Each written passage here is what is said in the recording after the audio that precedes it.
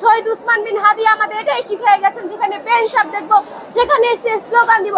কিন্তু আপনারা জানেন ঠিক কারা আমার হাত থেকে মাইক কেড়ে নিয়েছিল? জগন্নাথ বিশ্ববিদ্যালয় শাখার ছাত্র দল সরাসরি আমার হাত থেকে মাইক কেড়ে নিয়ে কিন্তু তারা ক্ষান্ত হন নাই। তারা যদি শুধু মাইক কেড়ে নিয়ে ক্ষান্ত হইতেন তাহলে আমি তাদের ক্ষমা সুন্দর দৃষ্টিতে দেখতাম। তারা নারা তাকবীর আল্লাহু আকবার স্লোগানের মতন একটা স্লোগানে ভুয়া ভুয়া স্লোগান দিয়েছে এবং আপনারা দেখেছেন তারা আমার প্রতি কি পরিমাণ ক্ষোভের সাথে আমি সেই দিন আমি জুলুমের শিকার হয়েছিলাম। আমি আশা করেছিলাম তারা ব্যক্তি সন্তানকে যখন হেনস্থা করলো একজন নারী শিক্ষার্থীকে প্রার্থী পরের কথা, আমি তো একজন জগন্নাথ বিশ্ববিদ্যালয়ের নারী শিক্ষার্থী, আমার সাথে যারা যখন এরকম ব্যবহার করেছে আমি আশা করেছিলাম তারা আমার কাছে ক্ষমা চাইবে। ঠিক আছে, আমার কাছে ক্ষমা চান নাই, সেটা আমি মেনে নিচ্ছি। কিন্তু নারা তাকবীর আল্লাহু আকবার স্লোগান দেওয়ার পরে যখন বাংলাদেশে আপামর ধর্মের মুসলিম জনতার মনে আপনারা আঘাত দিয়েছিলেন, আপনারা কেউ অফিসিয়ালি কোনো ক্ষমা চেয়েছেন কিনা? আপনারা ক্ষমা চান নাই। আজকে আপনারা জানেন আমি এখানে কেন উপস্থিত হয়েছি।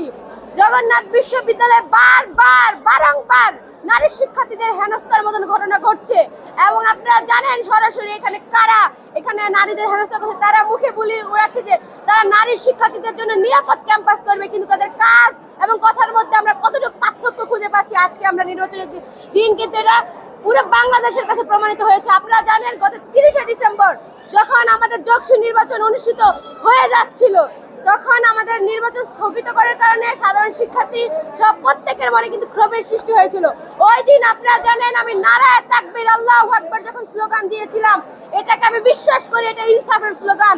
শহীদ উসমান বিন হাদি আমাদের এটাই শিখিয়ে গেছেন, যেখানে বেঞ্চ আপ দেখবো সেখানে এসে স্লোগান দিব। কিন্তু আপনারা জানেন ঠিক কারা আমার হাত থেকে মাইক কেড়ে নিয়েছিল? জগন্নাথ বিশ্ববিদ্যালয় শাখার ছাত্র দল সরাসরি আমার হাত থেকে মাইক কেড়ে নিয়ে কিন্তু তারা ক্ষান্ত হন নাই। তারা যদি শুধু মাইক কেড়ে নিয়ে ক্ষান্ত হইতেন তাহলে আমি তাদের ক্ষমা সুন্দর দৃষ্টিতে দেখতাম। তারা নারা তাকবীর আল্লাহু আকবার স্লোগানের মতন একটা স্লোগানে ভুয়া ভুয়া স্লোগান দিয়েছে এবং আপনারা দেখেছেন তারা আমার প্রতি কি পরিমাণ ক্ষোভের সাথে আমি সেই দিন আমি জুলুমের শিকার হয়েছিলাম। আমি আশা করেছিলাম তারা ব্যক্তি সন্তানকে যখন হেনস্থা করলো একজন নারী শিক্ষার্থীকে প্রার্থী পরের কথা, আমি তো একজন জগন্নাথ বিশ্ববিদ্যালয়ের নারী শিক্ষার্থী, আমার সাথে যারা যখন এরকম ব্যবহার করেছে আমি আশা করেছিলাম তারা আমার কাছে ক্ষমা চাইবে। ঠিক আছে, আমার কাছে ক্ষমা চান নাই, সেটা আমি মেনে নিচ্ছি। কিন্তু নারা তাকবীর আল্লাহু আকবার স্লোগান দেওয়ার পরে যখন বাংলাদেশে আপামর ধর্মের মুসলিম জনতার মনে আপনারা আঘাত দিয়েছিলেন, আপনারা কেউ অফিসিয়ালি কোনো ক্ষমা চেয়েছেন কিনা? আপনারা ক্ষমা চান নাই। তারপরে আপনাদের কিন্তু আমরা এই নির্বাচনে যখন সংগঠিত হচ্ছে প্রত্যেকটি প্যানেল একসাথে হয়েছি, আমরা নির্বাচনের জন্য একসাথে হয়েছি এবং আপনাদেরও আমরা কিচ্ছু বলি নাই, ছেড়ে দিয়েছি। আজকে আপনারা কি করলেন? এভাবে বারবার ছাড় দেওয়ার কারণে আজকে আপনারা 14 ব্যাচের আইন বিভাগের একজন নারী শিক্ষার্থীকে আপনারা হেনস্থা করলেন এবং হেনস্থা করে শেষে আপনি পুলিশে ধরাই দিয়েছেন। যখন আপনারা বলেছিলেন যে আপনার নারী শিক্ষার্থীদের নিরাপত্তা আপনারা নিশ্চিত করবেন এবং আপনারা এই নারী হেনস্থাকারী, তখন জগন্নাথ বিশ্ববিদ্যালয়ের শিক্ষার্থীদের আমি বলবো যে নারী হেনস্থাকারীদের না বলুন এবং যারা নারী হেনস্থা করে তাদেরকে চিনে রাখুন এবং তাদেরকে ভবিষ্যতে প্রতিহত করতে হবে। যারা নারা তাকবীর আল্লাহু আকবারের মতো স্লোগান সহ্য করতে পারে না, তারা কিভাবে বাংলাদেশের নারীদের মা বোনদের সুরক্ষা করবে এবং তাদের নিরাপত্তা নিশ্চিত করবে? আমি জগন্নাথ বিশ্ববিদ্যালয় সহ বাংলাদেশের প্রত্যেকটি জনের কাছে এই আকাঙ্ক্ষা রাখি। আপনারা দেখুন কারা নারীদের হেনস্থা করছে, জগন্নাথ বিশ্ববিদ্যালয়ের যোগসুকে কেন্দ্র করে কারা বিশৃঙ্খলা করতেছে। আমাদেরই এক নারী শিক্ষার্থী তারা পুলিশে ধরাই দেওয়ার মতন সাহস হয় কিভাবে?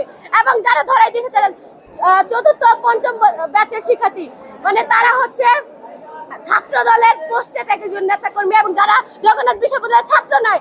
এই যে অছাত্ররা জগন্নাথের নিরাপত্তা নষ্ট করছে, জগন্নাথের যে সুন্দর সবাই একসাথে বসে যে একটা সহানুভূতিশীল অবস্থানে আছে, এই যে তারা এগুলো নষ্ট করছে তাদের চিনে রাখুন। এবং আপনারা জানেন শামসুল আরিফিন যিনি কিনা জগন্নাথ বিশ্ববিদ্যালয়ের ছাত্র দলের সদস্য সচিব, উনি এর আগেও নারী শিক্ষার্থীদের হিজাব নিয়ে কটূক্তি করে কিন্তু সমালোচনার শিকার হয়েছিলেন।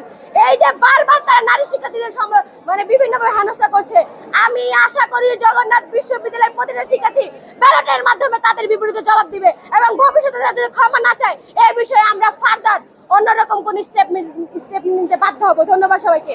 আমি শান্তা আক্তার, কার্যনির্বাহী সদস্য পদে প্রার্থী অদম্য যুবৈক্য প্যানেল। সবাই দোয়া করবেন আমাদের জন্য এবং আমরা যাতে এই ধরনের অছাত্র কুছাত্রদের ভবিষ্যতে ক্যাম্পাসে আমরা তাদেরকে রুখে দিতে পারি, আমাদের পাশে থাকবেন। ধন্যবাদ।